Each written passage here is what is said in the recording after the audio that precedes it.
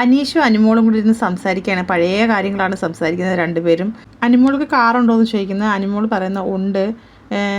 ഓടിക്കുമോ? അപ്പോൾ ഞാൻ അത്ര ഓടിക്കാറില്ല, ചേട്ടനാണ് ഓടിക്കുന്നത്, ചേച്ചിയുടെ ഹസ്ബൻഡാണ് ഓടിക്കുന്നത്, അച്ഛനും അങ്ങനെ അത്ര അറിയത്തില്ല എന്ന് പറയുന്നു. ഇന്നലെ എന്തിനാണ് കൊച്ചുകുട്ടികളെ പോലെ അവിടെ പോയി കിടന്നത്?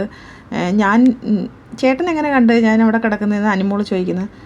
എൻ്റെ തൊട്ടടുത്ത് കിടക്കുന്ന ഒരാളെ കാണാതാകുമ്പോൾ നമ്മൾ തേടില്ലേ?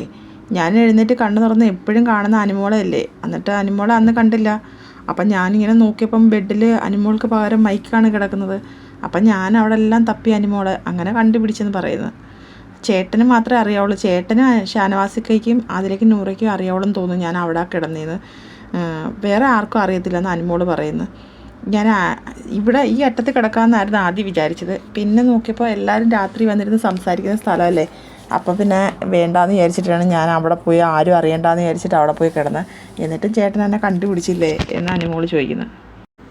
പിന്നെ അനുമോളുടെ വീട്ടിലെ കാര്യങ്ങളൊക്കെ ഓർത്തിട്ടും പറഞ്ഞിട്ടും ഇമോഷണൽ ആവുന്നുണ്ട്.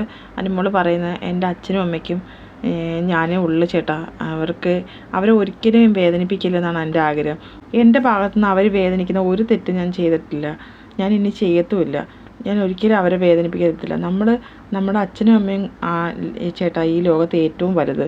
നമ്മുടെ ഫ്രണ്ട്സിനെ പോലും നമ്മൾ അത് കഴിഞ്ഞാണ്. കാരണം അവർ ജീവനോടെ ഇരിക്കുന്നിടത്തോളം കാലം നമ്മൾ ഒരിക്കലും അവരെ വേദനിപ്പിക്കില്ല. അതാണ് അവർക്ക് കൊടുക്കാവുന്ന ഏറ്റവും വലിയ സന്തോഷം. ഞാൻ ഇതുവരെ അത് തന്നെയാണ് ചെയ്തുകൊണ്ടിരിക്കുന്നത്. അവർക്ക് വേദനിക്കുന്ന ഒരു പ്രവൃത്തിയും ഞാൻ ഇതുവരെ ഉണ്ടാക്കിയിട്ടില്ല. അവരെല്ലാവരോടും അഭിമാനത്തോടെയാണ് പറയുന്നത്. എന്നെപ്പറ്റി എന്നോട് പറയത്തില്ലെങ്കിലും പുറത്ത് പറയുന്നതൊക്കെ എനിക്കറിയാം. അനുമോൾ ചേട്ടൻ്റെ പഴയ കാര്യങ്ങളൊക്കെ പറ ചേട്ടാ, ഞാൻ എല്ലാ കാര്യങ്ങളും പറയുന്നില്ലേ, ചേട്ടൻ്റെ പണ്ടുള്ള കാര്യങ്ങളൊക്കെ പറ ചേട്ടാ എന്നൊക്കെ പറയുന്നു.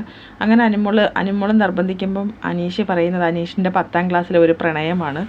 അത് ഫോണൊന്നും അന്നൊന്നും ഇല്ലായിരുന്നു. പിന്നീടാണ് എൻ്റെ വീട്ടിൽ ഫോൺ കിട്ടിയത്. അപ്പോൾ അവരുടെ വീട്ടിൽ ഫോണൊന്നും ഇല്ലായിരുന്നു. അങ്ങനെ ആ കുട്ടി എനിക്കൊരു ലെറ്റർ എഴുതി കൊണ്ട് തന്ന്. അപ്പം ആ ലെറ്ററിൽ അപ്പോൾ അനുമോൾ തന്നെ ചോദിക്കുന്നത് എന്തായിരുന്നു ചേട്ടാ ലെറ്ററിലെന്ന് ചോദിക്കുന്നത്. പ്രിയപ്പെട്ട എൻ്റെ അനീഷ് ചേട്ടാ, അങ്ങനെയാണോ? അപ്പോൾ അനീഷ് ഭയങ്കര ചിരിയാണ്. പ്രിയപ്പെട്ട എന്ന് തന്നെയാണ് അഭിസംബോധന ചെയ്തതെന്ന് അനീഷ് പറയുന്നു. അനീഷ് ചിരിക്കുകയാണ്. അനുമോൾ ഭയങ്കരമായിട്ട് നിർബന്ധിക്കുകയാണ്. ഒരു ഡിസംബറിൽ ആരംഭിച്ച ഒരു ജനുവരി ഒരു 1.5 മാസം 10ാം ക്ലാസ്സിലായിരുന്നു. എൻ്റെ തൊട്ടടുത്ത ഡിവിഷനിലായിരുന്നു.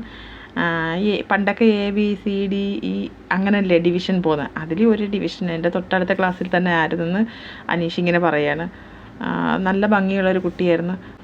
എൻ്റെ ഫ്രണ്ട്സാണ് അത് ആ കുട്ടിയുടെ അടുത്ത് പോയി പറഞ്ഞതെന്നൊക്കെ അനീഷ് ഇങ്ങനെ പറയുന്നു. അപ്പം അടുത്തൊരു ലൈവ് അപ്ഡേറ്റുമായിട്ട് ഞാൻ വീണ്ടും വരാം. എല്ലാവരും എൻ്റെ ചാനലൊന്ന് സബ്സ്ക്രൈബ് ചെയ്യണേ, സപ്പോർട്ട് ചെയ്യണേ.